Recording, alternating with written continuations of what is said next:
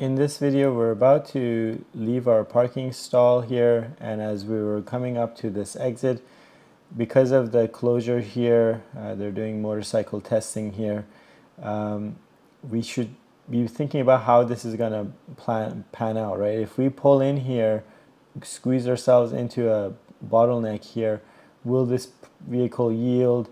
If we come up here and we want to take a left, will this vehicle be blocking our view as we try to figure out what's happening, who else is approaching? It's going to take a bit of time here to figure out what's going on. So the better thing is to anticipate how this is going to work out and just yielding with the way, letting them come through so that when we go up to this point, we have a better situation to deal with. So long story short, you need to be on the lookout, not just for what you're about to do immediately, but just a few seconds ahead. It's like a Tetris game. You got to figure out how are these pieces of the puzzle going to come together, how are they going to all align before you take your next step. And that is, I find, the main thing with brand new drivers is they're only thinking one step ahead instead of thinking 3-4 steps ahead. So same idea here.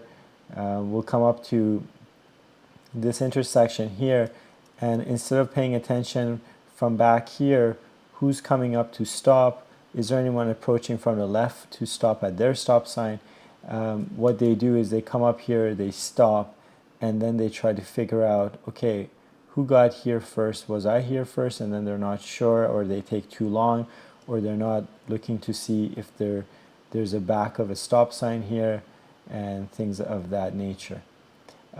So going back here again, and you get better at this over time, but if something happens, you gotta reflect back and go, did I do this the best way possible, right?